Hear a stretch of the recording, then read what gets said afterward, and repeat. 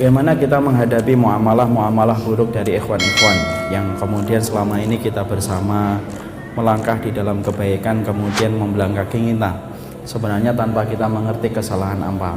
Dia mencoba untuk memaksakan pendapatnya kemudian kepada kita. Maka kemudian yang perlu kita harus pahami adalah membangun ihtisab dalam setiap langkah kita itu penting. Ihtisab itu adalah mengharapkan pahala di sisi Allah. Bahwasanya bertemannya kita adalah semata-mata mengharapkan pahala dari Allah. Sesungguhnya ketika ada orang yang berpaling dari kita, sebenarnya Allah sedang mengatur orang yang lebih baik untuk datang dalam kehidupan kita. Karena ada satu orang yang pergi, berarti ada orang satu lagi yang mau datang.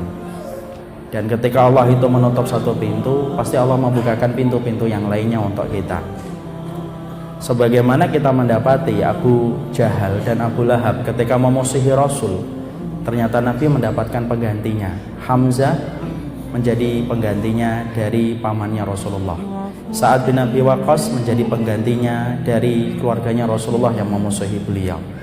Ketika kita mendapati bahwasanya Azar memusuhi Nabi Ibrahim, bapaknya beliau, ternyata Allah telah mempersiapkan Nabi Ismail yang akan menjadi nabi penerusnya.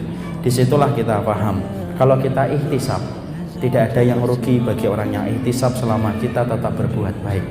Ada kata-kata emas beliau tadi yang membuat saya tergetar.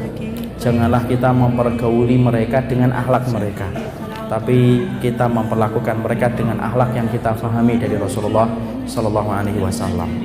Saya pernah melewati masa-masa yang berat, hampir sama kayak gini, dari orang-orang yang kemudian satu persatu pergi. Tapi siapa yang menyangka? Ternyata saya ketemu dengan orang-orang yang jauh lebih baik daripada yang pergi.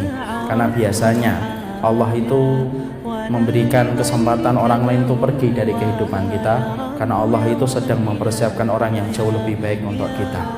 Dan kita bersyukur, sesungguhnya orang yang baik itu menularkan kebaikan, dan orang akhlaknya buruk itu menularkan akhlak yang buruk.